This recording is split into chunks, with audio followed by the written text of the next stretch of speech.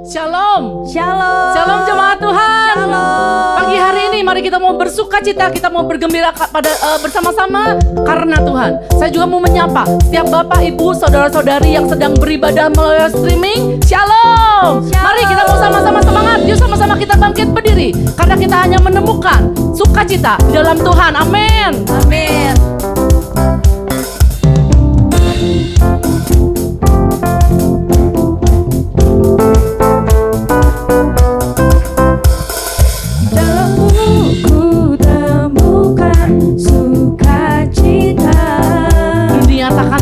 Memberikan.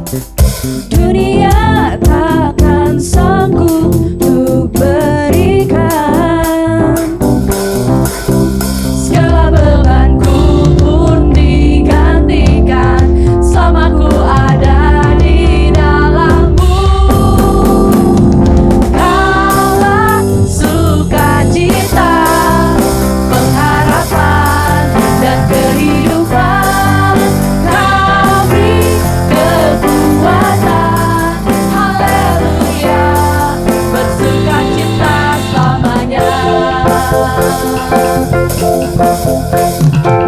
Kau ada mendampingi setiap langkah kita. Kau ada mendampingi setiap langkahku. Berikan kekuatan dengan Roh-Mu. Janji-Mu yang telah menuliskan semuanya rancangan yang indah. Kaulah sukacita, pengharapan dan kehidupan. Kau beri kekuatan. Haleluya, haleluya.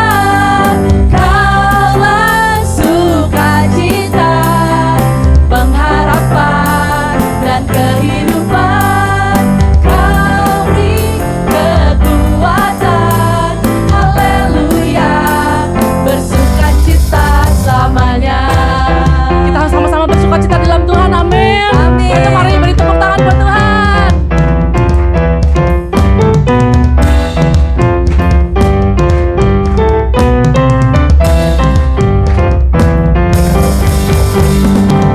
Oh oh oh oh oh. Oh oh oh oh oh.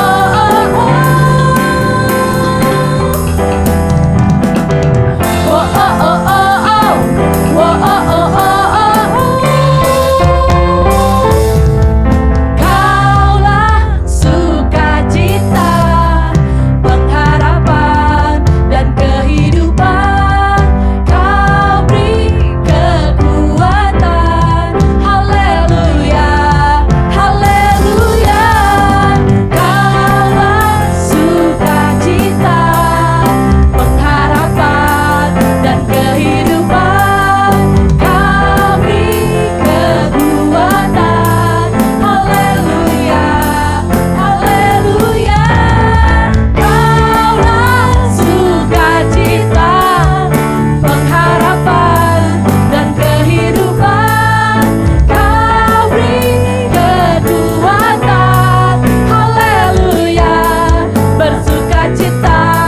Haleluya, bersukacita. Haleluya, bersukacita selamanya.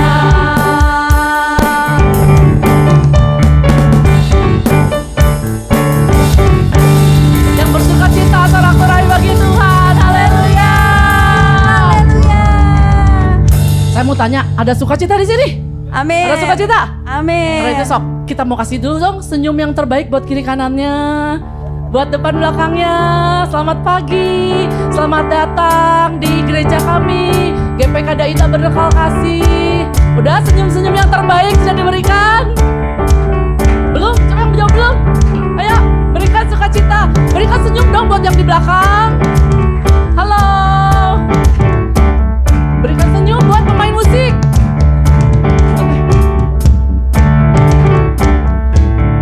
Kaulah sukacita, pengharapan dan kehidupan. Dia sukacita kita, amin. Kau beri kekuatan.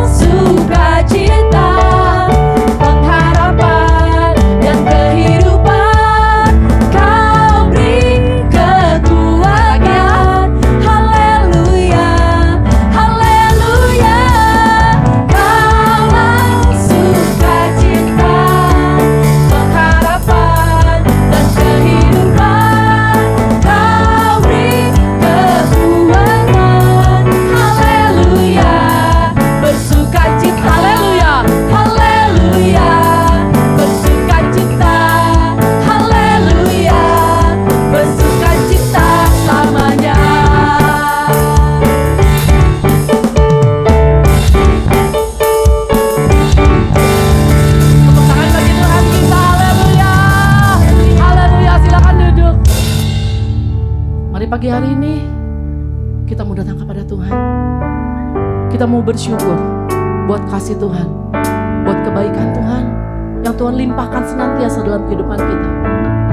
Karena Dia baik, bahwasanya untuk selama-lamanya kasih setianya.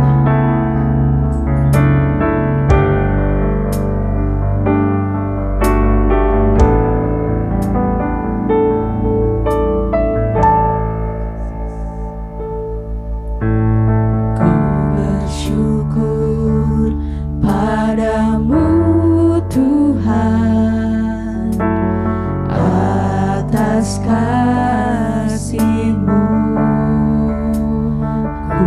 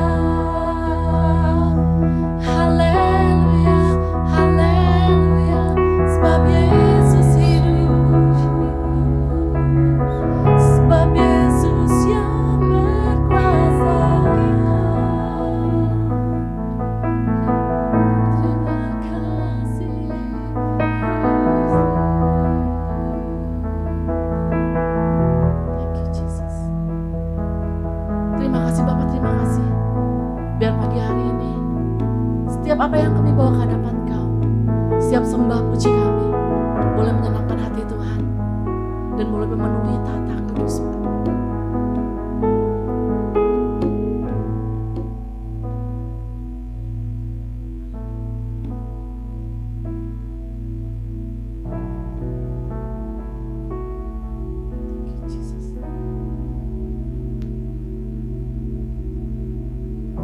Sembah dan puji penuhi tatamu.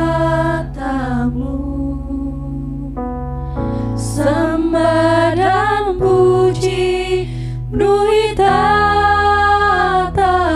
Bawa pujian kita, bawa sembah kita. Sembah dan puji penuhi tatamu.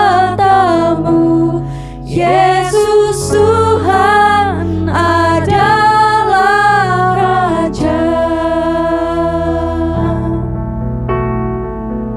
Sembah dan puji penuhi tatamu.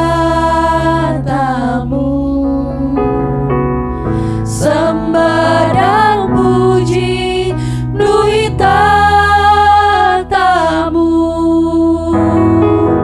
Sembah dan puji penuhi tatamu. Yesus Tuhan adalah Raja. Sembah dan puji penuhi tatamu.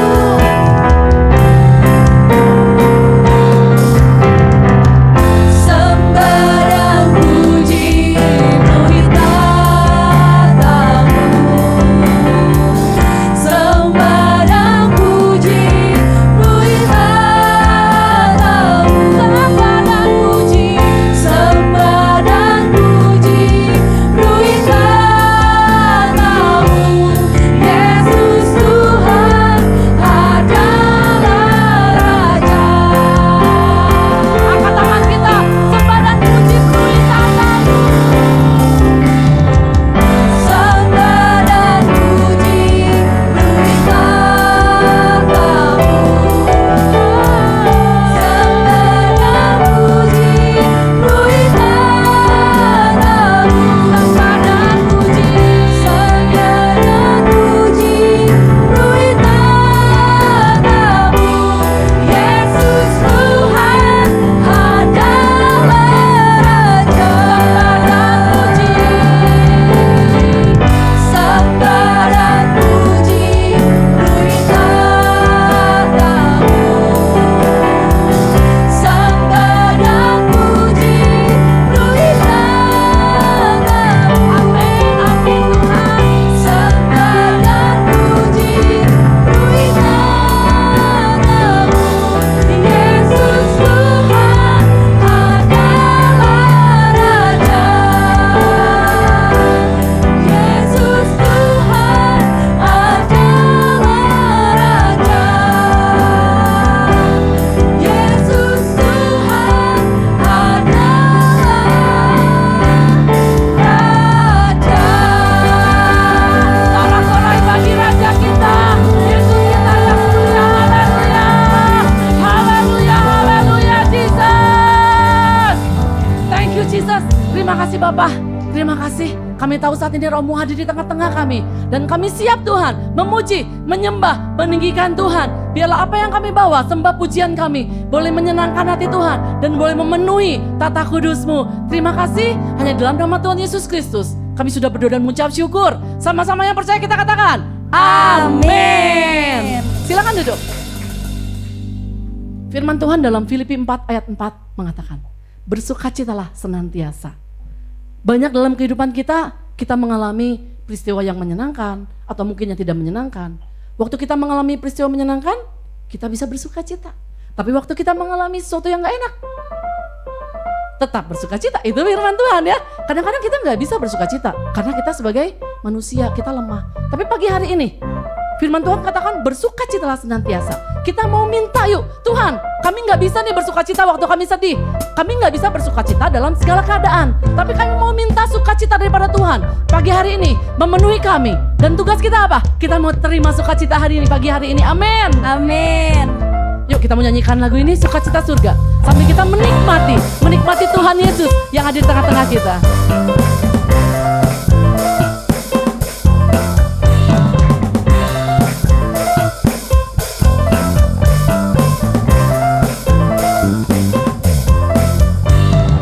Terima sukacita surga, itulah kekuatan bagi jiwa.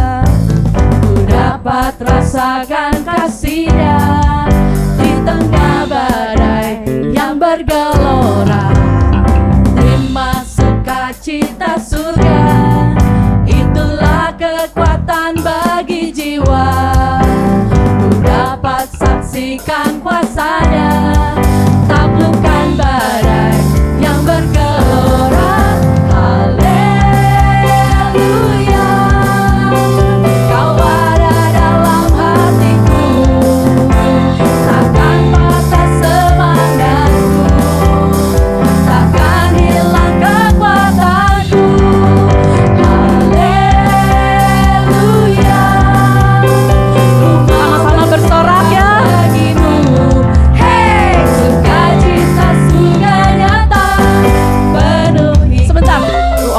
Terima sukacita surga, colek dong, colek.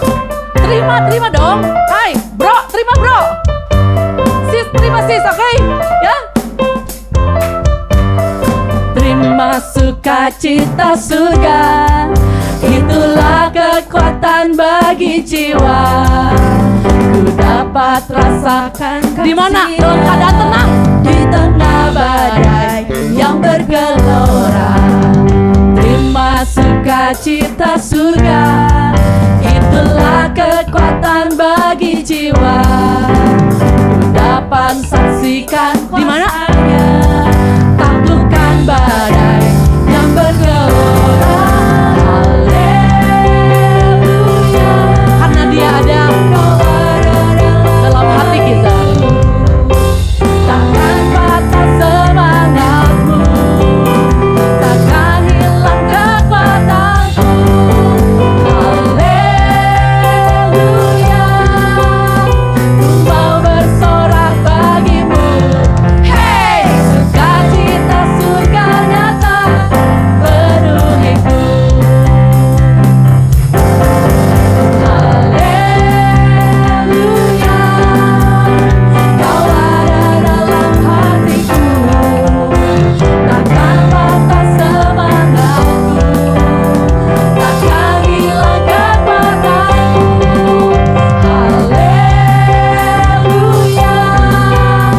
Ku mau bersorak bagimu. Hey, sukacita surga nyata penuhiku. Haleluya. Kau ada dalam hatiku, takkan patah semangatku, takkan hilang kekuatanku. Haleluya. Ku mau bersorak bagimu. Hey, sukacita surga nyata penuhiku. Sukacita surga nyata penuhiku. Sukacita surga nyata penuhiku.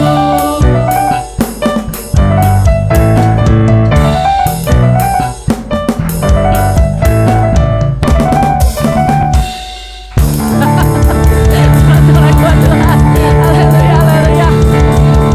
Masih ada yang gak bersukacita. Masih ada wajah-wajah yang kerung. Wajah-wajah yang kerung. Berkerut, apa ya? Bukan berkerut ya, salah ya. Masih ada wajah-wajah yang gak sukacita atau ada yang patah semangat, ada? Masih ada? Gak ada ya? Kalau ada kita mau minta dari sukacita daripada Tuhan, oke? Nah, pemain musik pasti pengen nyanyi ya. Yuk kita nyanyi lagi ya. Pemain musik masih senang mereka nyanyi. Gimana kalau kita main pemain musik nyanyi ya? Haleluya. Kau ada dalam hatiku, takkan patah semangatku, takkan hilang kekuatanku.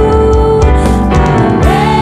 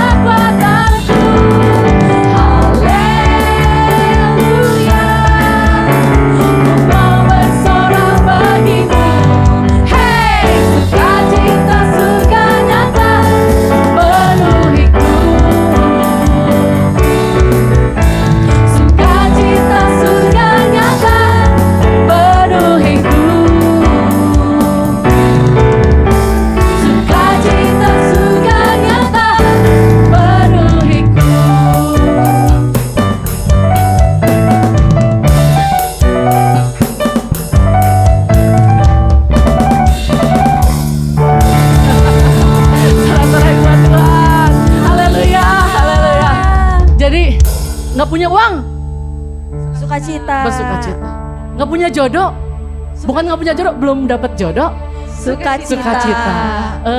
Belum dapat kerjaan. Sukacita. Dapat berkat Tuhan. Sukacita. Sukacita, segala hal kita bersukacita ya, amin. Amin. GPK Daita, jemaat GPK Daita Berdekal Kasih, kita mau bangkit, kita mau bersukacita, amin. Amin. Mari kita mau siapkan hati kita mau dengarkan firman Tuhan. Mari Tuhan, ini setiap kami hamba-hambamu datang ke hadapan Tuhan. Mari selidikilah setiap hati kami. Lihatlah setiap hati kami, titiklah Tuhan. Apakah sungguh kami mengasihi Engkau?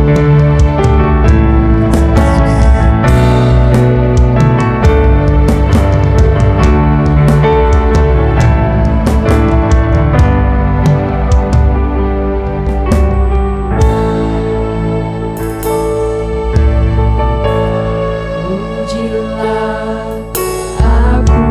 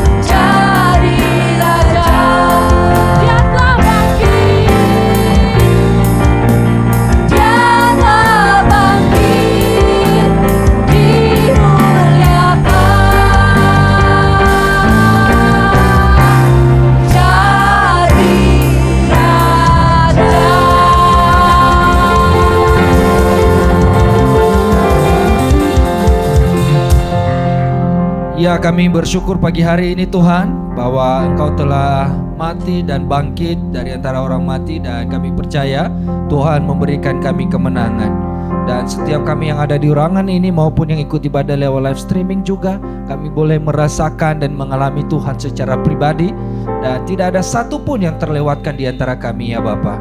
Terima kasih. Kami akan siapkan hati pikiran kami mau mendengarkan firman Tuhan. Berbicaralah kepada kami pagi hari ini Bapa, sehingga firman-Mu yang kami terima mengubahkan hidup kami menjadi rema bagi kami semua, sehingga ketika kami keluar dari ruangan ini kami membawa dan mengalami sesuatu yang baru daripada Tuhan. Urapi secara khusus hamba-Mu Bapak Pendeta Dr. Domingus Naat yang akan menyampaikan isi hati Tuhan bagi kami semua. Berkati dan urapi secara khusus ya Tuhan. Kami siap dengarkan firman Tuhan di dalam satu nama, yaitu Tuhan Yesus Kristus. Haleluya. Yang siap dengarkan firman Tuhan sama-sama katakan amin. Silakan duduk Bapak dan Ibu.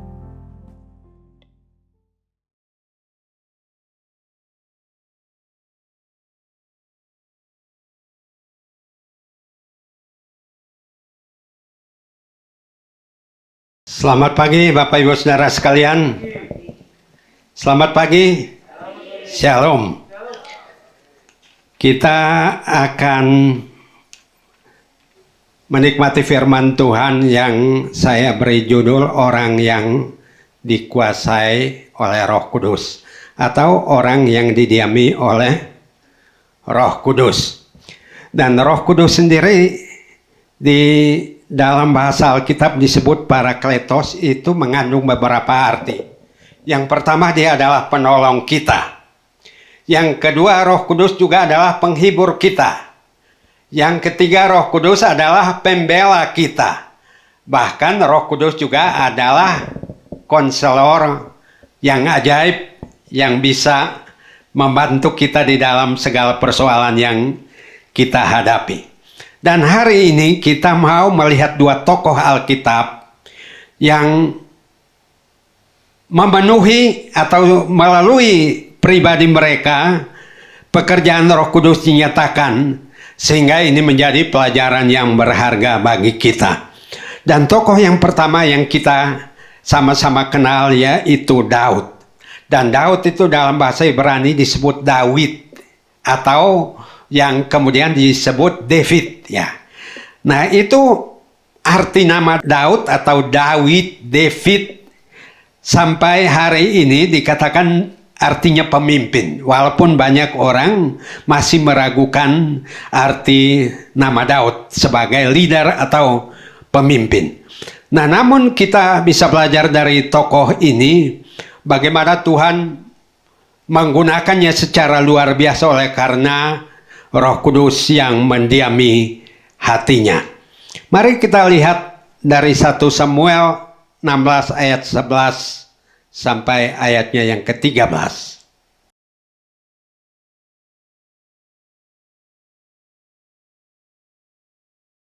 1 Samuel 16 ayat 11 sampai dengan 13.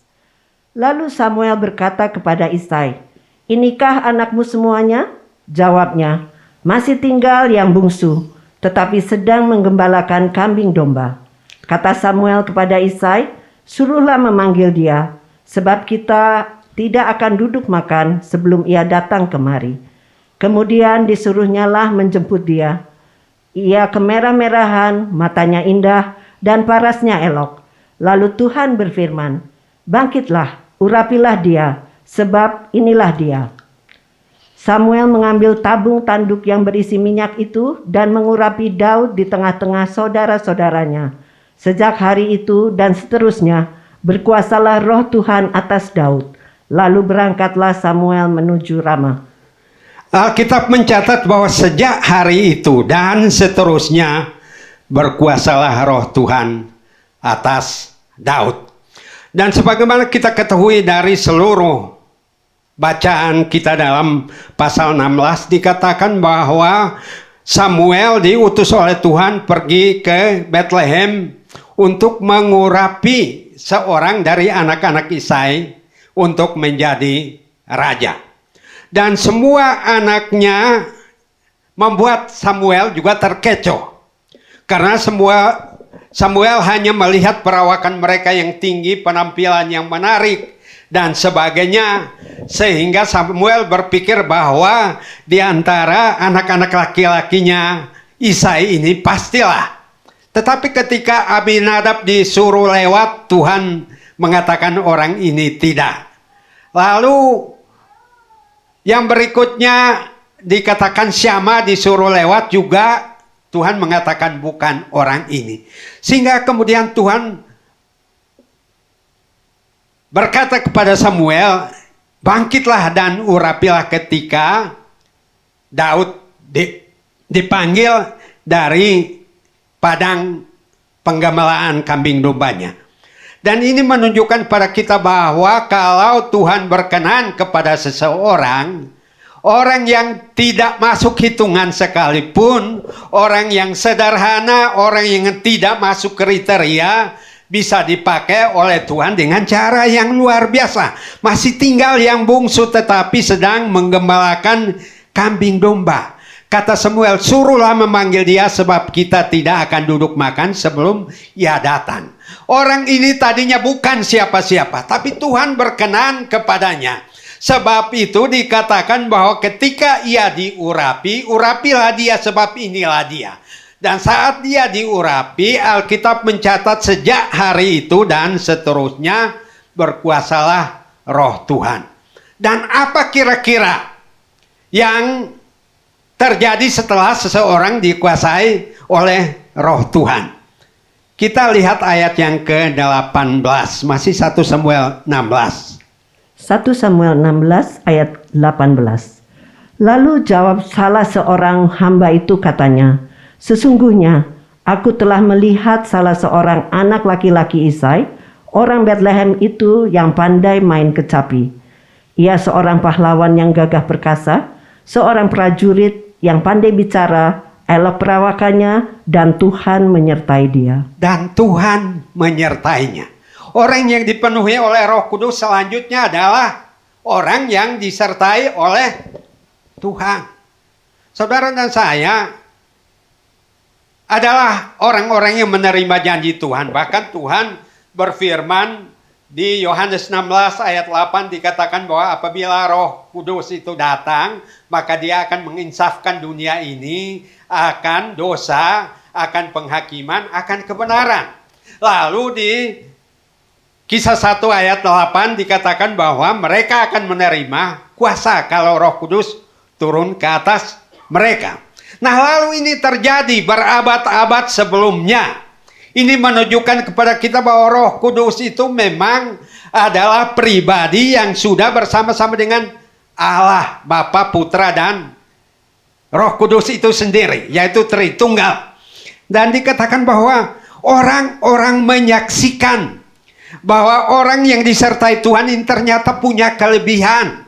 Tidak seperti yang dikatakan oleh kebanyakan orang, wah dia kan hanya penggembala domba, orang biasa yang tidak memiliki keistimewaan apa-apa. Tapi justru orang bersaksi, sesungguhnya aku telah melihat seorang anak laki-laki saya orang Bethlehem itu, yang pandai main kecapi, seorang pahlawan, orang yang gagah perkasa, seorang prajurit, seorang yang pandai bicara, elok perawakannya.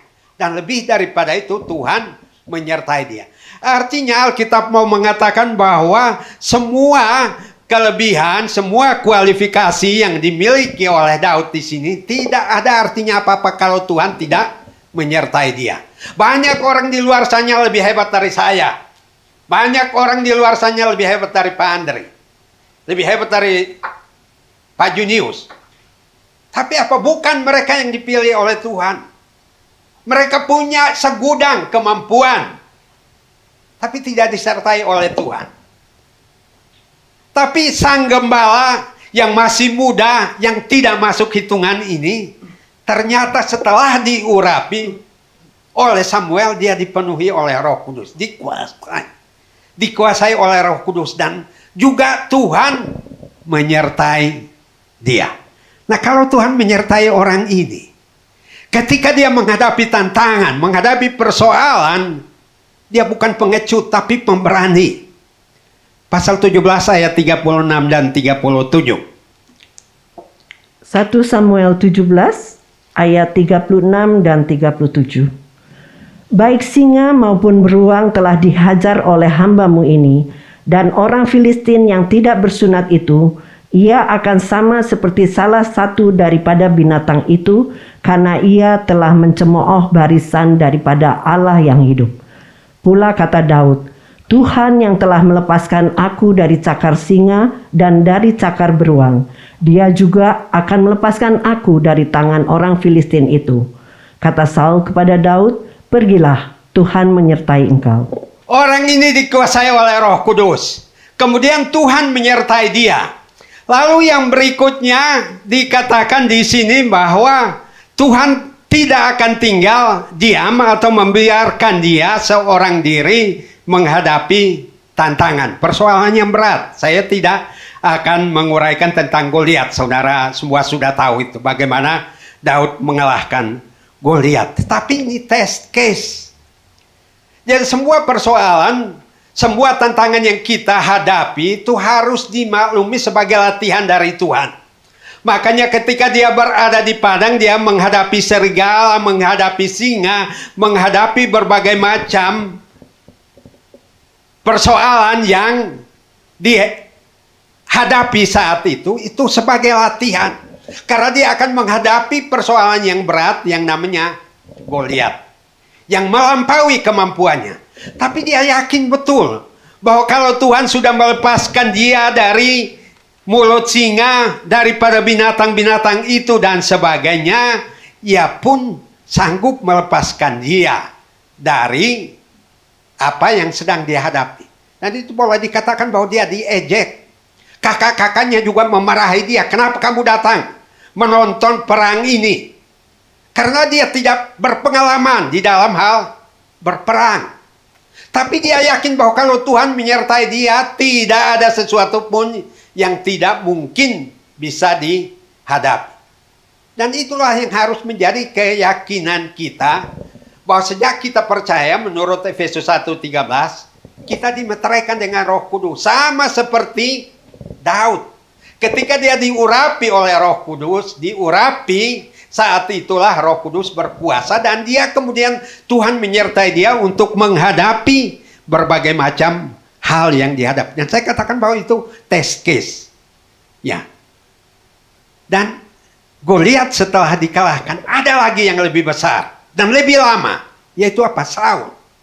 Dan Saul itu penguasa. Kalau dia tidak berhasil mengalahkan Goliat pada waktu itu, selanjutnya dia akan menjadi bulan-bulanan Saul. Tapi Tuhan mempersiapkan dia untuk menghadapi itu, dan dikatakan di sini apa yang kita baca dari firman Tuhan tadi mengatakan bahwa Tuhan yang telah melepaskan aku dari cakar singa, dari cakar beruang, dia juga akan melepaskan aku dari tangan orang Filistin ini. Jadi kalau saudara dan saya dikuasai oleh Roh Kudus, satu persoalan kita bisa mengatasinya, persoalan berikut bisa kita atasi, persoalan yang lebih besar lagi tetap bisa kita mengatasinya. Oleh karena apa? Karena Tuhan menyertai kita.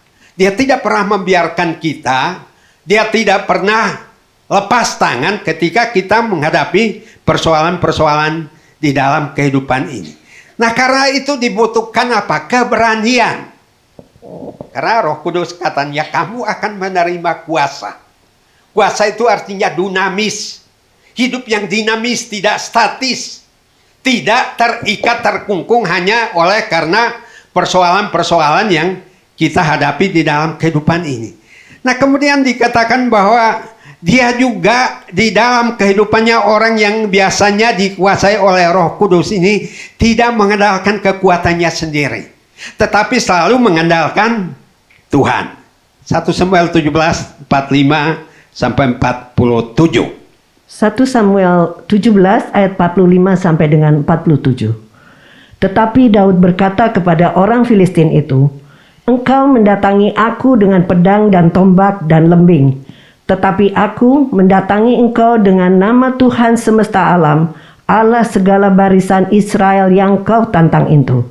Hari ini juga Tuhan akan menyerahkan engkau ke dalam tanganku, dan aku akan mengalahkan engkau dan memenggal kepalamu dari tubuhmu. Hari ini juga aku akan memberikan mayatmu dan mayat tentara orang Filistin kepada burung-burung di udara dan kepada binatang-binatang liar, supaya seluruh bumi tahu bahwa Israel mempunyai Allah, dan supaya segenap jemaah ini tahu bahwa Tuhan menyelamatkan bukan dengan pedang dan bukan dengan lembing. Sebab di tangan Tuhanlah pertempuran, dan Ia pun menyerahkan kamu ke dalam tangan kami.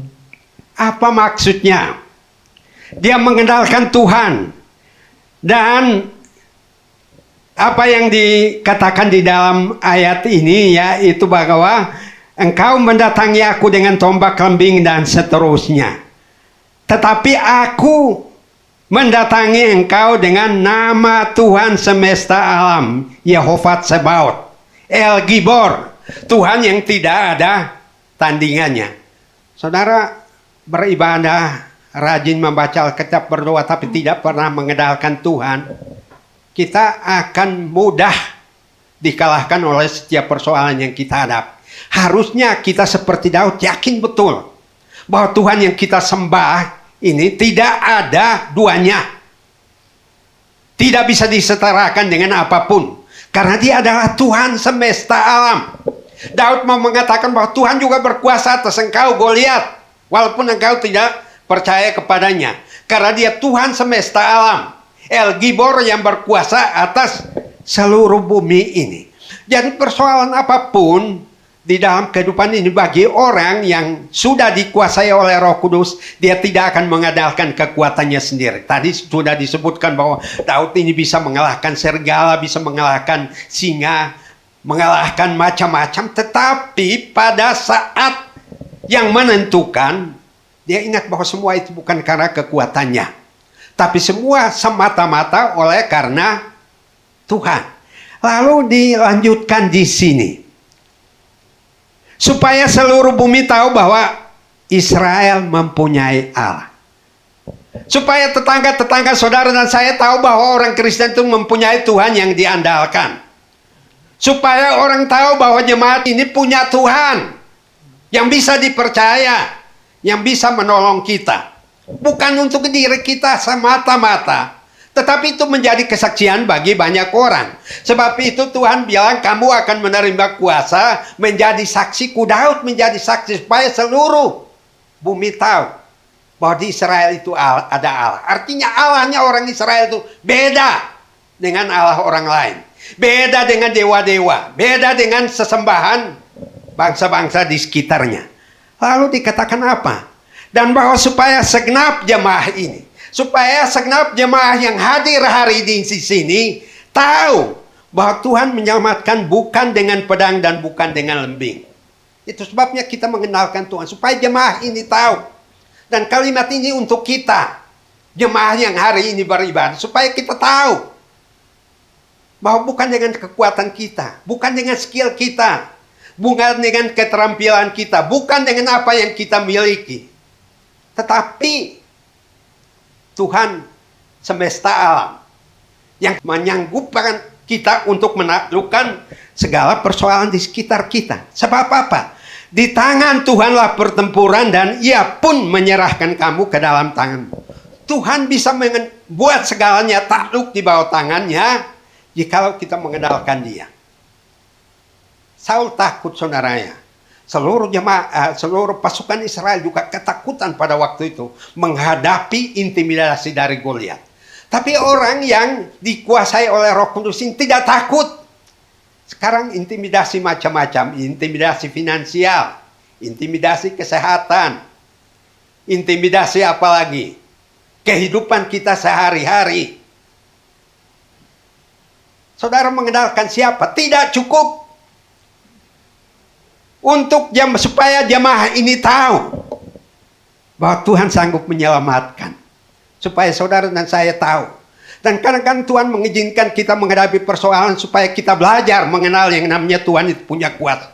Bukan hanya semata-mata kata orang.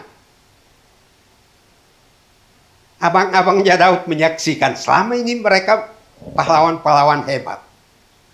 Tapi ketika Daud menyatakan ini, Daud mau bilang juga, supaya abang-abangku tahu juga bahwa Tuhan menyelamatkan itu bukan pakai pedang. Karena selama ini mereka merasa bahwa mereka adalah orang gagah perkasa. Tapi Tuhan tidak memilih mereka. Oleh karena apa? Mereka mengandalkan diri mereka sendiri. Kemampuan mereka sendiri. Dan banyak orang dikalahkan bukan oleh karena Tuhan tidak mampu menolong. Tapi tidak mau mengandalkan Tuhan. Tuhan itu hanya sebatas pengetahuan. Tuhan itu hanya Allah yang nun jauh di sana. Yang tidak tahu persoalan yang kita hadapi. Lalu orang yang disertai Tuhan itu apa? Senantiasa sukses. 1 Samuel 18 ayat 12 sampai 14. 1 Samuel 18 ayat 12 sampai dengan 14. Saul menjadi takut kepada Daud karena Tuhan menyertai Daud, sedang daripada Saul ia telah undur. Sebab itu Saul menjauhkan Daud dari dekatnya dan mengangkat dia menjadi kepala pasukan 1000, sehingga ia berada di depan dalam segala gerakan tentara. Daud berhasil di segala perjalanannya sebab Tuhan menyertai dia. Daud berhasil di berapa banyak perjalanan? Segala perjalanannya. Sebab apa? Tuhan menyertai dia. Kalau saudara ingin berhasil seperti Daud, perhatikan kalimat ini. Tuhan menyertai dia. Kalau Tuhan tidak menyertai kita, saudara, kita pontang-panting, babak belur, dengan daya upaya kita semua tidak akan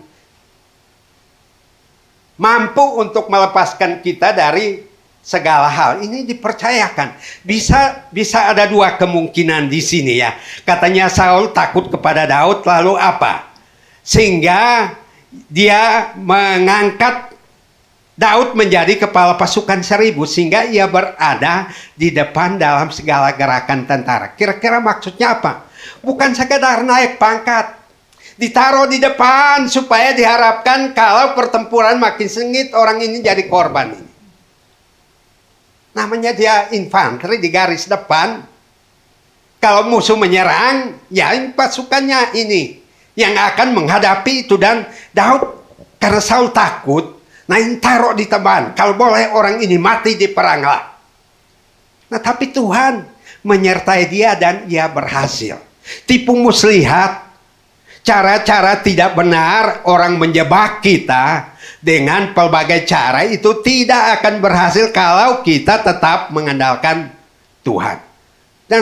Dan segala trik yang digunakan orang itu tidak pernah akan menggagalkan apa yang sudah Tuhan buat bagi kita. Dan dikatakan Daud selalu berhasil di segala perjalanannya. Sebab apa? Tuhan menyertai dia. Sebab itu kalau kita mau hidup benar-benar sebagai orang percaya, kita harus pastikan apakah Tuhan menyertai atau tidak di dalam mengambil keputusan. Beberapa minggu lalu saya suruh mahasiswa saya menyanyikan satu lagu sekuler di ibadah. Lagu itu mengatakan apa? Takkan kubiarkan kakiku lagi tanpa Engkau Tuhan. Lalu saya katakan apa? Belajar dari Musa.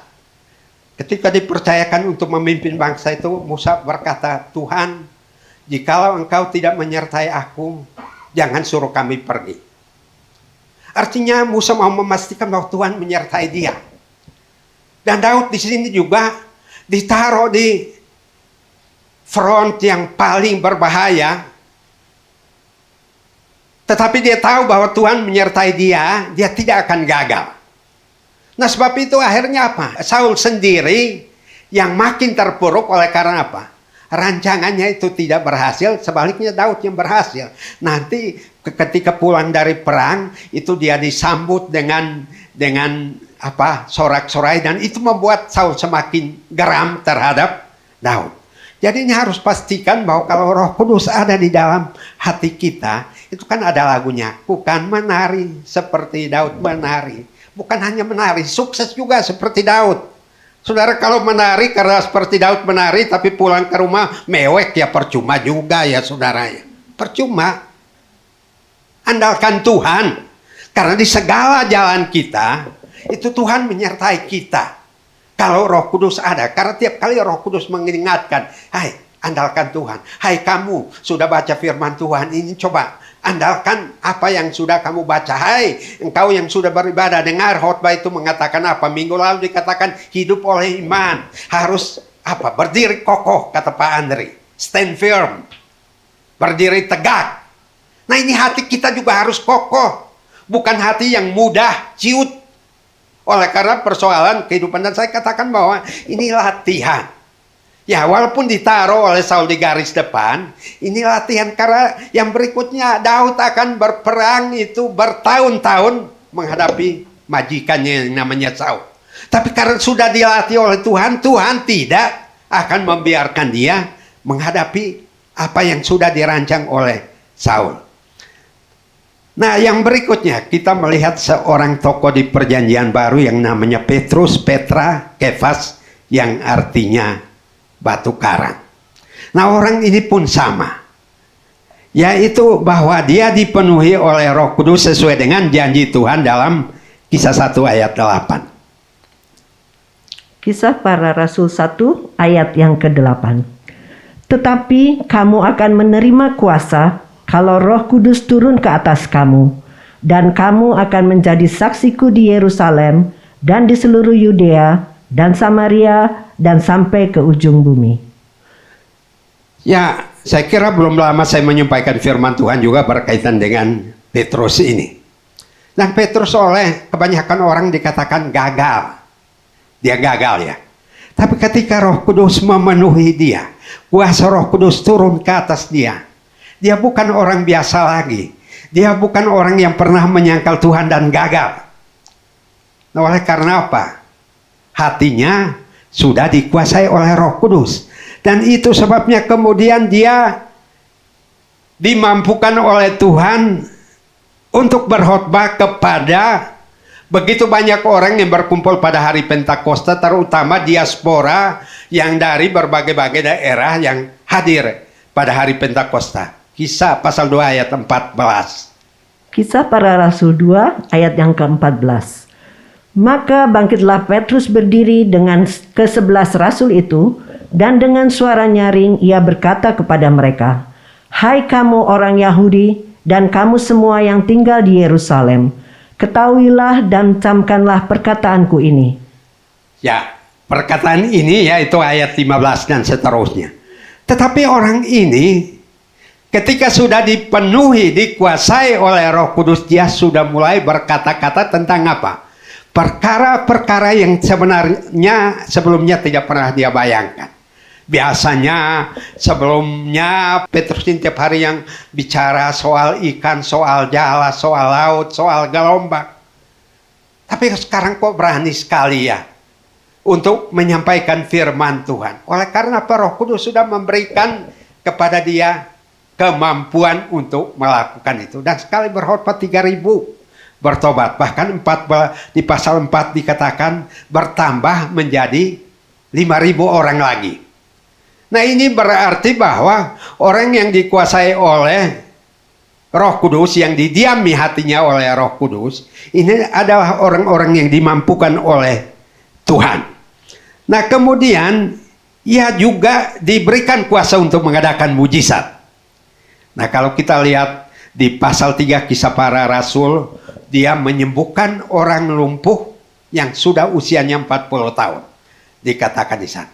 Dan oleh karena peristiwa itu kemudian Petrus dan Yohanes dimasukkan ke dalam penjara. Dan dilarang untuk tidak memberitahukan atau tidak memberitakan tentang nama Yesus. Nah semua karena apa? Dipenuhi oleh Roh Kudus. Kisah 4 ayat yang ke-8. Kisah Para Rasul 4 ayat 8 sampai dengan 9. Maka jawab Petrus penuh dengan Roh Kudus, hai pemimpin-pemimpin umat dan tua-tua, jika kami sekarang harus diperiksa karena suatu kebajikan kepada seorang sakit, dan harus menerangkan dengan kuasa manakah orang itu disembuhkan? Jadi orang ini, orang yang dipenuhi oleh Roh Kudus, yang didiami dan dikuasai oleh Roh Kudus, ini kemudian melakukan bukan perkara-perkara yang biasa-biasa lagi. Tetapi karena orang ini yang tadinya tiap minggu, tiap waktu berada di gerbang indah Bait Allah, mengemis dan sebagainya, dan tentu semua orang kenal dia. Nah, karena orang ini sudah disembuhkan, lalu Petrus dan Yohanes ini dihadapkan kepada para pemimpin dan tua-tua.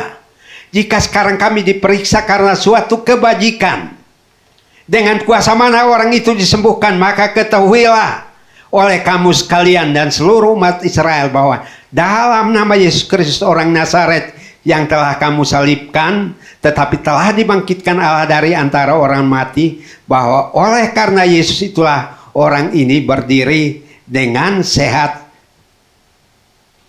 sekarang di depan kamu. Nah, artinya apa? Dia mengandalkan kuasa Tuhan, sama seperti Daud tadi. Daud mengandalkan apa? Yehova Tsebaot, Tuhan semesta alam. Petrus dan Yohanes juga tidak mengandalkan kemampuan mereka semata-mata. Tidak mengatakan rohani kami lebih bagus dari orang lain karena kami sudah mengalami Pentakosta. Kami sudah mendengar orang-orang berbicara dalam pelbagai bahasa yang Tuhan karuniakan pada mereka. Tapi tetap mereka mengandalkan Tuhan Yesus Kristus orang Nazaret itu. Karena apa? Dia sudah disalibkan tapi dia bangkit. Oleh karena dia bangkit, oleh karena dia hidup, maka dia adalah Tuhan yang bisa kita andalkan. Tuhan yang tidak sama dengan Allah orang lain seperti yang tadi juga disampaikan oleh Daud, nenek moyangnya. Bahwa Yesus orang Nazaret ini punya kuasa. Nah, lalu kita sekarang ini percaya dalam nama Yesus Kristus, tapi ada masalah kita tidak mengandalkan nama Tuhan. Kita mungkin tidak yakin sepenuhnya bahwa kuasa itu sudah dikaruniakan. Kamu akan menerima kuasa untuk menjadi saksi. Dan ketika kita melakukan perkara-perkara yang besar, nama Tuhan Yesus Kristus ini juga menjadi andalan kita. Dan dikatakan juga di sini bahwa mereka juga sama seperti Daud adalah orang-orang biasa. Kisah 4 ayat 13-14. Kisah Para Rasul 4 ayat 13 dan 14. Ketika sidang itu melihat keberanian Petrus dan Yohanes dan mengetahui bahwa keduanya orang biasa yang tidak terpelajar, heranlah mereka, dan mereka mengenal keduanya sebagai pengikut Yesus. Tetapi karena mereka melihat orang yang disembuhkan itu berdiri di samping kedua rasul itu, mereka tidak dapat mengatakan apa-apa untuk membantahnya. Petrus dan Yohanes diketahui bahwa mereka adalah orang-orang tidak terpelajar. Bukan berarti tidak belajar loh. Karena mereka belajar langsung dari Rabi, Guru Agung. 3 tahun kali 24 jam loh. Itu mereka belajar langsung. Tetapi karena mereka melihat orang yang disembuhkan itu berdiri di samping kedua rasul ini, mereka tidak dapat mengatakan apa-apa. Tetapi jelas firman Tuhan di sini mengatakan kepada kita bahwa ketika sidang itu melihat keberanian Petrus dan Yohanes, berarti bahwa Roh Kudus yang mendiami hati kita memberikan kepada kita apa? Keberanian. Daud diberikan keberanian, makanya dia berani menghadapi Goliat. Daud diberikan keberanian, karena itu dia berani menghadapi Saul. Saudara, berani nggak menghadapi persoalan ini? Kebanyakan kumaha, sieun atau wani? Saudara, sararieun atau wani? Dua orang ini orang biasa tapi punya keberanian. Itu hebatnya. Saudara dan saya orang biasa, ketika Roh Kudus ada dalam hati kita, kita punya keberanian, boldness. punya keberanian. Lalu apa? Dan mereka mengenal keduanya sebagai apa? Pengikut Yesus Kristus. Ya, saudara, ini penting.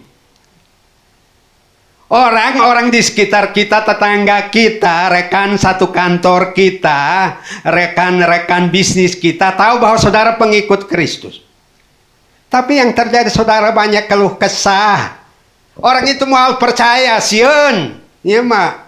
Katanya percaya Tuhan Yesus, tapi aduh, mengeluhnya lebih-lebih dari orang yang tidak mengenal Tuhan. Bagaimana orang akan percaya Tuhan? Tidak ada kelebihan. Karena mereka tidak punya Tuhan, mengeluh. Saudara yang punya Tuhan sama mengeluhnya, mungkin lebih keras lagi keluhan kita. Mereka mengenal keduanya sebagai pengikut Kristus. Artinya para pemimpin itu mau mengatakan bahwa pengikut Kristus itu gak bisa digartak, gak bisa diancam-ancam, gak bisa diintimidasi. Karena apa? Punya keberanian. Oleh karena nama Yesus Kristus. Kuasa di tangan kita. Ketika kita dimeteraikan dengan Roh Kudus. Tapi kalau kita tidak bertindak berdasarkan iman, tidak berani bertindak berdasarkan firman Tuhan, tidak berani melangkah di dalam kuasa nama Tuhan Yesus, kita tidak akan memiliki keistimewaan apa-apa. Orang-orang ini tidak terpelajar. Suatu waktu ada anak-anak di tempat kami. Kami main pingpong, mereka lempar ke atas itu. Karena atapnya dari seng, ribut. Dilempar berkali-kali. Saya keluar, itu anak kecil ngumpul di situ. Saya tanya, saha? Pak, si Daniel. Orang Kristen katanya. Waduh. Pak, Daniel orang Kristen. Saya bilang, ampun lah. Mereka tahu pengikut Kristus harusnya kelakuannya nggak kayak gitu. Tapi ini pengikut Kristus bikin keonaran. Lempar-lempar. Ini anak-anak yang masih belum sekolah ini. Belum sekolah. Kumpul-kumpul di situ nonton. Nah, saudara, orang mengenal kita sebagai pengikut Kristus. Yang tadi saya katakan, kalau keluh kesah kita lebih banyak, kok masa sih? Apa yang dipelajari dalam iman Kristen? Kok menghadapi masalah nggak tangguh ya? Menghadapi masalah malah lebih banyak takutnya daripada berimannya. Mereka mengenal keduanya sebagai pengikut Kristus. Saudara dikenal nggak sebagai pengikut Kristus? Nah, saya kira kalau belum yakin juga, kayaknya kita usul di gereja kita buat tag name. Kemana-mana nama kita ada anggota GPKDI Tabernakel Kasih. Supaya lebih dikenal orang gitu ya. Kita dikenal oleh karena apa? Iman kita, ketangguhan kita di dalam menghadapi tantangan. Kedua orang ini loh, diadil ini. Dilarang supaya tidak boleh lagi memberitakan nama Yesus. Nah, tetapi apa? Karena melihat orang yang disembuhkan itu berdiri di samping kedua rasul itu, mereka tidak dapat mengatakan apa-apa untuk membantahnya. Artinya apa? Fakta dari iman kita ini akan membuat orang bungkam. Saudara, pas saya juga percuma saudara ya, orang lain lebih pintar ngomong dari saudara dan saya. Tapi bukti bahwa kita beriman itu akan dengan sendirinya membungkam orang-orang di sekitar kita. Kalau doa kita benar, kalau kita mengandalkan Tuhan benar, kalau hidup kita hidup yang sungguh-sungguh di dalam iman kepada Tuhan Yesus Kristus, ini apa? Orang kata heran. Heranlah mereka. Wah, harusnya nanti orang heran-heran ya. Halo, heran, karena Pak Bu Sofi di mana ya? Saya WL loh di gereja. Oh, paingan, pantas ya. Harusnya begitu saudara ya. Nah, karena kalau kualitas iman kita yang didiami oleh Roh Kudus harusnya seperti ini. Lalu dikatakan Bapak apa? Pelayanan mereka berdampak. Kisah 4 ayat 31. Kisah Para Rasul 4 ayat yang ke-31. Dan ketika mereka sedang berdoa, goyanglah tempat mereka berkumpul itu, dan mereka semua penuh dengan Roh Kudus. Lalu mereka memberitakan firman Allah dengan berani. Nah, rupanya Petrus dan Yohanes berhasil. Karena ketika mereka dalam penjara, itu jemaat mendoakan dengan sungguh-sungguh. Nah, ini berarti bahwa mereka berhasil tadi. Karena mempengaruhi seluruh komunitas mereka untuk terlibat. Mengandalkan iman, gaya hidup yang betul-betul di dalam firman Tuhan. Nah, sehingga waduh, kalau kita semua berdoa di sini kemudian terjadi gempa bumi di sini, saya kira bukan hanya kita di sini, barangkali orang yang jualan di sana juga datang semua. Ini ada apa di sini? Dan itu mau menunjukkan pada kita bahwa kuasa itu sudah diberikan bagi kita. Hanya kita mau gunakan atau enggak. Nah, sehingga kalau kita boleh menyimpulkan firman Tuhan hari ini, orang yang dikuasai oleh Roh Kudus itu adalah orang biasa yang menjadi luar biasa. Ini sudah kedua kali dalam khotbah yang saya sampaikan, saya tekankan ini ya, berdasarkan firman. Daud orang biasa, tidak dianggap baik oleh Samuel maupun kakak-kakaknya. Tapi orang ini dipilih Tuhan. Dipilih oleh Tuhan. Jadi kalau Tuhan sudah memilih saudara dan saya, dan kita masih terus tidak memberikan hidup kita sepenuhnya, semua ini tidak akan terjadi pada kita. Nah, karena apa? Ketika Daud dijemput dari padang dan dia dibawa ke dalam pesta yang diadakan oleh Samuel di kotanya. Kemudian dia dipenuhi dan dikuasai oleh Roh Kudus.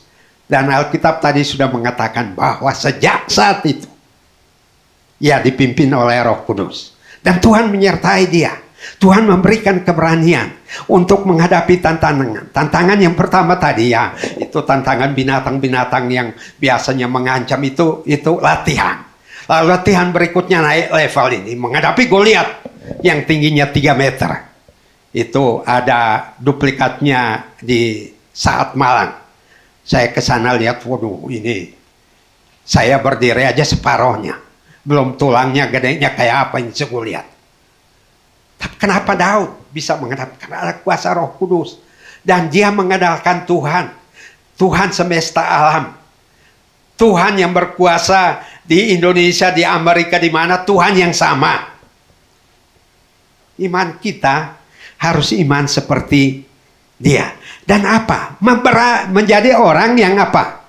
Berani kalau kita didiami oleh Roh Kudus. 2 Timotius 1 ayat 7.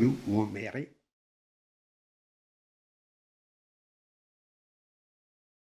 2 Timotius 1 ayat 7. Baik. 2 Timotius 1 ayat yang ke-7. Sebab Allah memberikan kepada kita bukan roh ketakutan, melainkan roh yang membangkitkan kekuatan, kasih, dan ketertiban. Kenapa tadi saudara Sion tadi tidak berani? Oleh karena apa? Barangkali bukan roh yang diberikan oleh Tuhan, roh yang lain. Allah memberikan kepada kita bukan roh ketakutan. Sebab itu Daud berani menghadapi Goliat, berani menghadapi Saul, berani menghadapi serigala, berani menghadapi singa.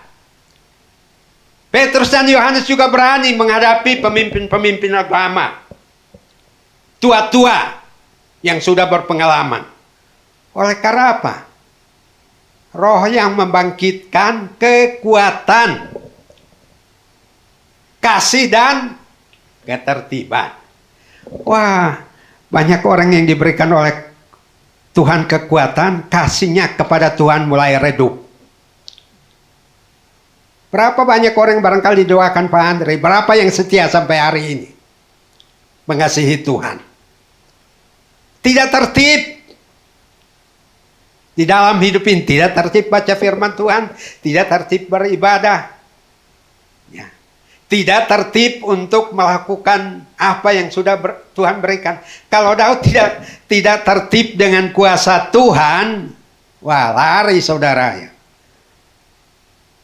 Lari. Tuhan membangkitkan kekuatan, rohnya membangkitkan kekuatan. Dan itu juga barangkali kita minta, supaya dalam diri kita rohnya membangkitkan kekuatan. Tiap kali menghadapi masalah ada kekuatan. Ada kasih, nggak marah-marah gitu ya. Tetap mengasihi Tuhan, tetap mengasihi sesama, tetap mengasihi diri sendiri. Kemudian tertib di dalam segala hal. Jemaat mula-mula jemaat yang tertib. Tekun dalam doa, sehati, sepikir di dalam persekutuan, di dalam memecah-mecahkan roti, di dalam pengajaran rasul-rasul. Itu apa? Tertib. Oleh karena apa? Ada kekuatan yang dikerjakan oleh Roh Kudus. Ya saudara hanya mengklaim kekuatan-kekuatan, tapi Tuhan memberi kekuatan, tidak digunakan kekuatan itu untuk hidup di dalam Tuhan. Lalu orang yang didiami oleh Roh Kudus disertai Tuhan dan selalu berhasil. Sama seperti Daud tadi. Di setiap jalannya Daud berhasil oleh karena mengandalkan Tuhan. Saudara mengandalkan siapa? Mengandalkan duit kita bisa habis. Mengandalkan harta kita bisa habis juga. Yang kekal itu iman. Iman. Daud mengandalkan Tuhan dan dia berhasil. Petrus, Yohanes mengandalkan Tuhan dan mujizat terjadi ketika mereka melangkah di dalam iman. Lalu kehidupan kita juga berdampak pada orang lain. Wah, mereka mengenal keduanya sebagai pengikut Kristus. Orang kenal saudara sebagai pengikut siapa? Kalau pengikut Kristus berarti ada kuasa. Ada rona-rona keajaiban yang saudara pancarkan dalam perkataan kita, dalam tindakan kita, dalam apa saja. Mungkin kita tidak menyadarinya. Tapi orang lain kemudian akan menyaksikannya. Oh, kok hebatnya. Rupanya betul karena dia orang Kristen. Nah tapi kalau tadi, kalau kesah kita lebih banyak, wah ini orang Kristen benar atau bukan? Ya. Ya. Wah, orang lain hanya ini dia meratap, berkeluh kesah, mungkin tangisannya sampai tetangga kiri kanan juga mendengar. Ya. Boleh kita menangis, tapi menangis di hadapan Tuhan. Berkeluh kesah di hadapan Tuhan. Lalu hidupnya apa? Sepanjang hidup kita dipimpin oleh Tuhan. Kenapa Daud sampai saat ini Alkitab mencatati perjanjian lama maupun perjanjian baru berulang kali Tuhan mengatakan apa? Seperti hambaku Daud. Nah kenapa? Oleh karena Daud didiami oleh Roh Kudus, dipimpin oleh Roh Kudus, hidup mengandalkan Tuhan dan sebagainya. Walaupun Daud juga pernah gagal, tapi kegagalannya itu dihapuskan oleh Tuhan. Sebab apa? Daud minta ampun dan Tuhan memperbaharui dia. Dan saya katakan bahwa kadang-kadang saudara nggak maju itu barangkali orang melihat masa lalu saudara menghakimi kalau Daud hanya dilihat, "Hoi kamu ini anak kecil hanya tukang gembala kambing sekarang kok sok-sokan." Ya, Daud bilang itu masa lalu. Tapi ketika dia bersama dengan Tuhan dia dimahkotai dengan kemuliaan. Hebat, orang hebat. Sehingga Saul aja takut tadi kan. Saul aja takut. Nah lambat laun Saul roh dari Tuhan yang ada pada Saul undur. Lalu apa? Daud makin kokoh. Ya, saudara kalau kita sakit hati dengan apa kata orang. Saudara orang hebat yang kemudian turun level menjadi orang biasa. Tapi mereka ini orang biasa yang menjadi orang hebat. Orang hebat. Gak usah kita ini orang melecehkan kita itu di mana-mana ini, tapi firman Tuhan tadi semua orang tahu bahwa kita pengikut Kristus, pantas ya, palingan hebat benar itu orang ya. Itu kehidupannya biasa-biasa ternyata luar biasa dampaknya kepada orang di sekitar kita. Bagaimana? Yakin hidup kita dipimpin roh, didiami roh? Harus yakin dong, kan firman Tuhan yang ngomong. Ketika kita percaya, kita dimeteraikan dengan Roh Kudus. Efesus 1:13 itu ada dalam hati kita.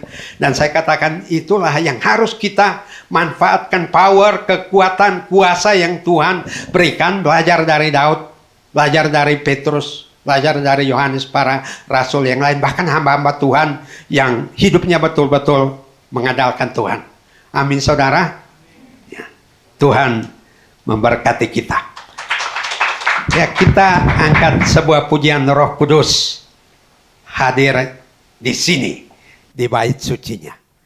Berarti kita adalah orang-orang yang nanti menyaksikan bahwa tidak ada yang mustahil bagi orang yang percaya. Mari saudara jemaat sekalian, saya undang untuk bangkit berdiri, kita naikkan pujian ini.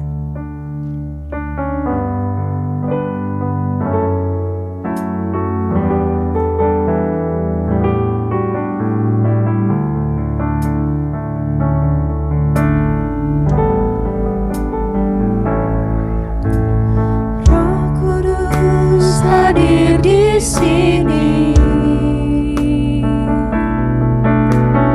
mengalir di bait suci, perkara ajaib pun terjadi, kuasa mujizat nyata, karena Roh Allah sedang bekerja. Roh Kudus hadir di sini. Roh Kudus hadir di sini,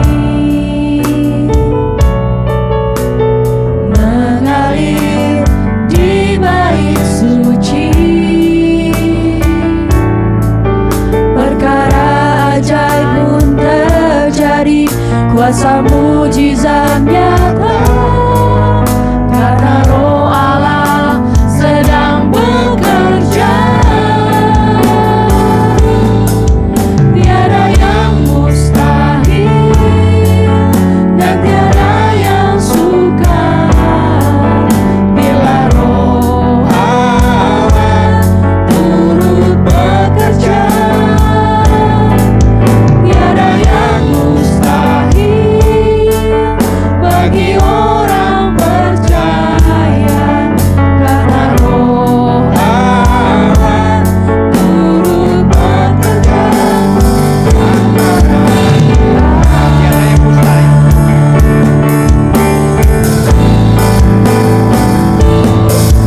Tiada yang mustahil dan tiada yang sukar bila Roh Allah turut bekerja. Tiada yang mustahil bagi orang percaya, karena Roh Allah turut bekerja. Karena Roh Allah turut bekerja. Karena Roh Allah turut bekerja di antara kita. Terima kasih Tuhan oleh karena Roh Kudus yang mendiami hidup kami, memberikan pada kami keberanian untuk melangkah dalam iman, menghadapi tantangan hidup, menghadapi persoalan-persoalan yang demikian kompleksnya. Tapi kami tahu bahwa orang yang bersandar pada Engkau selalu berhasil, dan kami klaim janji-Mu itu. Ingat akan kami jemaat-Mu di sini supaya kami juga menjadi saksi bagi orang lain oleh karena iman kami pada Engkau. Meteraikan firman-Mu dalam hati kami, karena tiada yang mustahil bagi orang-orang yang percaya pada Engkau Tuhan. Dan Engkau genapi firman-Mu bagi kami semua yang mendengarkannya hari ini. Terima kasih Tuhan, karena kami alaskan doa kami hanya dalam satu nama, nama Tuhan Yesus Kristus, Tuhan dan Juru Selamat kami. Amin. Silakan duduk kembali Bapak Ibu Saudara.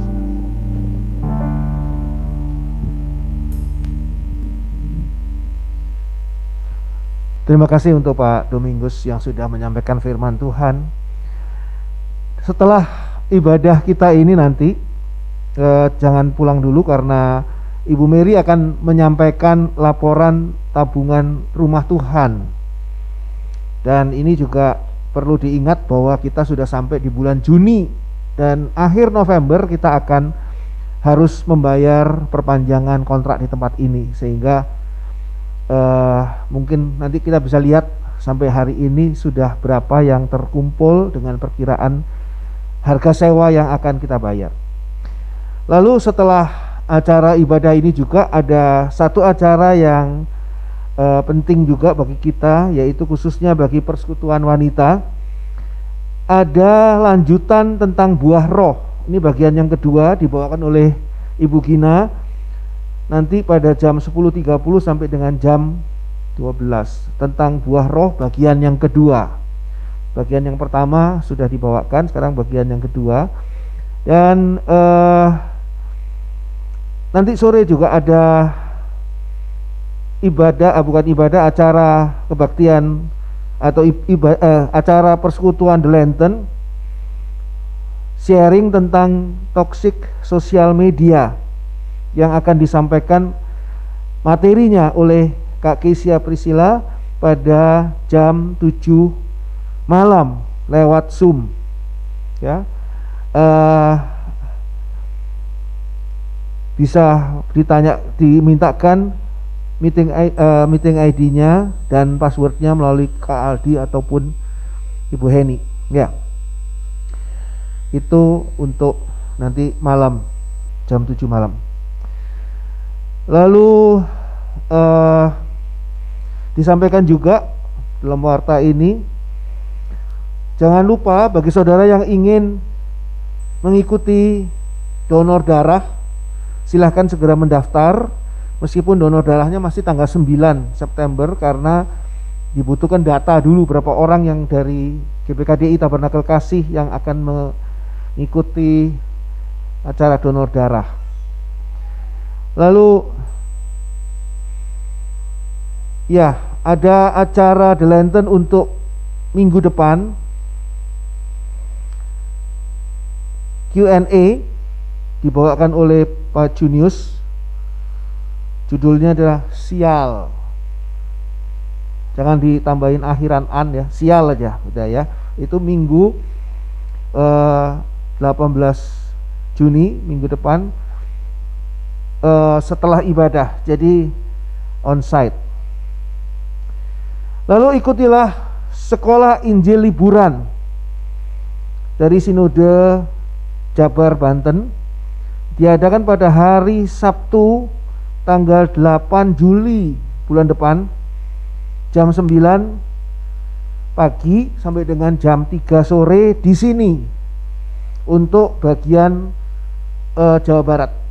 Ada 3 tempat ini, yang satu lagi adalah di Tangerang dan yang satu lagi tempatnya adalah di Blitar.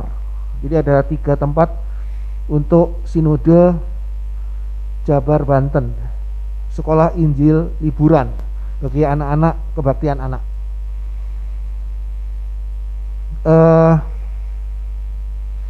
Saya rasa itu aja, dan jangan lupa saya tetap mengundang untuk acara Zoom Jumat.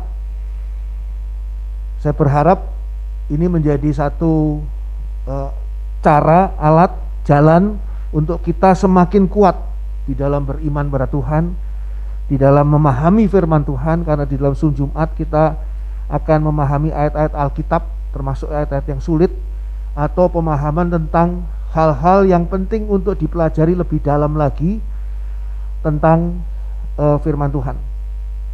Saya akan membawakan acara ini.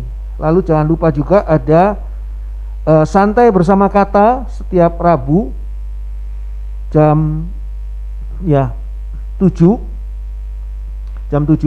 malam lewat Zoom. Ya, saya rasa itu saja. Tuhan memberkati.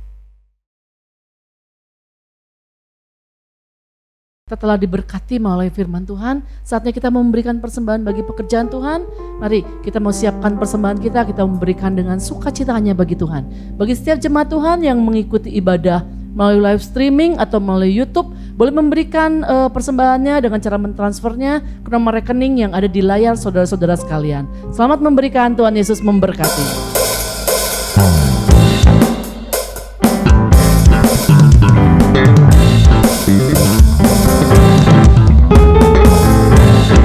Meskipun musuh di depanku, rintangan menghadang langkahku, ku tahu sungguh Engkau bersamaku.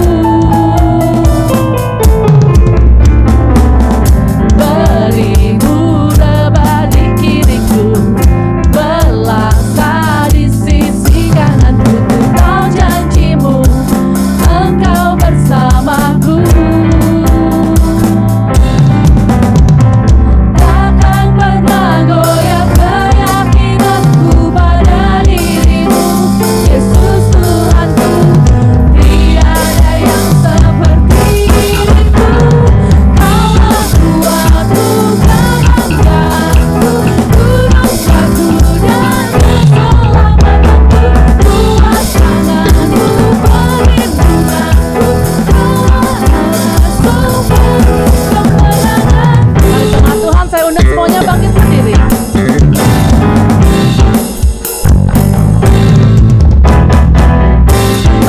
meskipun musuh di depanku, rintangan menghadang langkahku, namun sungguh Engkau bersamaku.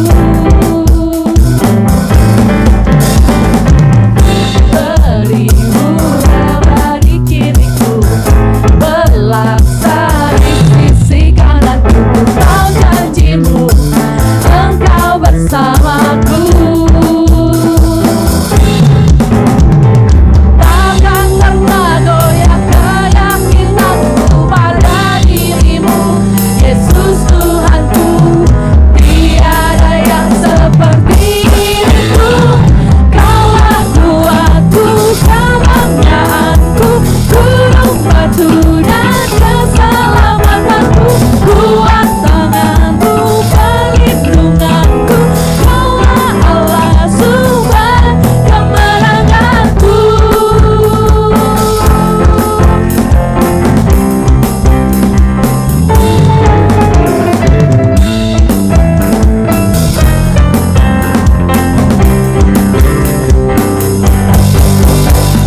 Takkan pernah goyah keyakinanku pada dirimu, Yesus Tuhanku. Tiada yang seperti dirimu. Kaulah kuatku, kebanggaanku, gunung batu dan keselamatanku, kuat tanganmu, perlindunganku.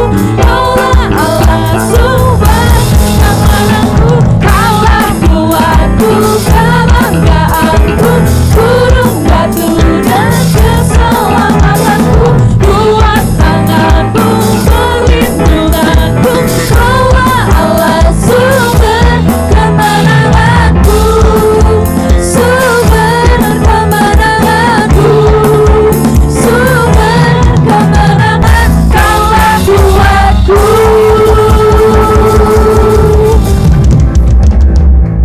Mari kita masuk dalam doa. Bapa di dalam surga, terima kasih Bapa untuk firman Tuhan pada pagi hari ini. Terima kasih kami boleh beribadah di hadapan Tuhan. Dan kami mohonkan ya Bapa, agar kami boleh menjadi seperti Daud, seperti Petrus di tengah-tengah zaman akhir ini. Kami boleh punya kepenuhan Roh Kudus yang bekerja di dalam kami. Roh Kudus bukan hanya wacana, tapi Roh Kudus adalah fakta di dalam kehidupan kami sehari-hari. Tolong ya Bapa, agar kami hidup sesuai dengan firman Tuhan dan selalu dipimpin oleh Roh Kudus Allah, sehingga hidup kami berkemenangan seperti kehidupan Daud, kehidupan Petrus, yang boleh menjadi saksi bagi kemuliaan nama Tuhan dan berkat bagi banyak orang. Terima kasih Bapak dalam surga, berkati Bapak Pendeta Dr. Domingus Naat yang sudah menyampaikan firman Tuhan kepada kami semua. Dan biarlah firman Tuhan ini tidak berhenti sampai di sini, tapi boleh menjadi nyata dalam kehidupan kami masing-masing. Berkati Pak Domingus di dalam kehidupan pribadinya, kehidupan rumah tangganya, pekerjaan, tugas, tanggung jawabnya, pelayanannya di mana saja. Tuhan, iringi dengan berkat Tuhan dan senantiasa Pak Domingus dipenuhi oleh kuasa Roh Kudus Allah. Bapak dalam surga, ada persembahan yang dibawa oleh jemaatmu, juga dikirimkan melalui transfer bank. Biar semua persembahan ini berkenan di hadapan Tuhan, sucikan, kuduskan, dan Tuhan sendiri yang akan membalas setiap korban persembahan ini kepada setiap orang yang sudah memberikannya dengan berlipat kali ganda, jauh lebih besar dari apa yang mereka korbankan. Berkati Tuhan akan mereka yang sudah memberi persembahan, mereka yang sudah sungguh-sungguh beribadah di hadapan Tuhan. Curahkan, pimpin, dan berkati mereka senantiasa. Terima kasih Bapak dalam surga. Kami mau serahkan akan seluruh acara-acara kami yang akan datang.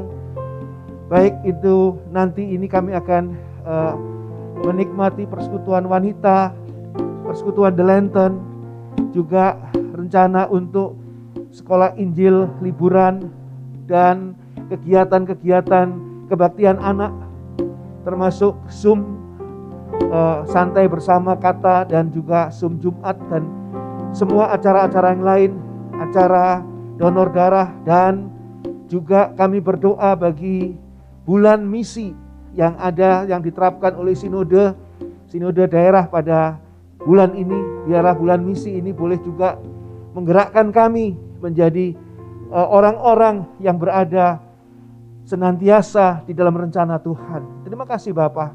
Bapa dalam surga, kami berdoa untuk ulang tahun sinode yang akan datang, untuk mubes yang akan datang, dan semuanya ini biarlah Tuhan sendiri yang akan mewujudkannya melalui kami semua. Terima kasih Bapa. Dan kami mau serahkan diri kami juga untuk berada di tengah-tengah bangsa ini dengan tidak pasif, sebagai orang-orang yang sudah penuh dengan Roh Kudus. Jadikan kami terang dunia dan garam dunia dimanapun kami berada, membawakan, menyuarakan Injil Tuhan Yesus Kristus, sehingga banyak orang dari bangsa kami boleh diselamatkan. Terima kasih Bapa dalam surga. Sekarang kami mau buka hati kami untuk berkat Tuhan. Curahkanlah berkat-Mu. Dicurahkan berkat yang datangnya dari Allah, di dalam kasih dan kemurahan Tuhan Yesus Kristus, dan di dalam persekutuan Allah Roh Kudus yang senantiasa menyertai kita dari saat ini sampai ketika Tuhan Yesus datang kembali, menjemput kita masing-masing secara pribadi di hadapan Tuhan, dibawa masuk ke dalam surganya yang mulia. Dalam nama Tuhan Yesus terjadilah semua itu. Haleluya. Amin. Bapa, terima kasih. Haleluya. Bapa, terima kasih. Bapa di dalam surga,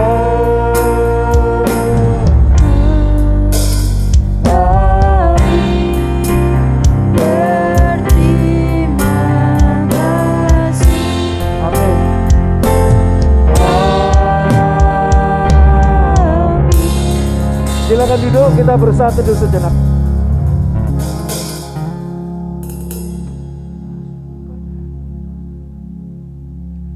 Selamat pagi, Tuhan memberkati kita semua. Cukup.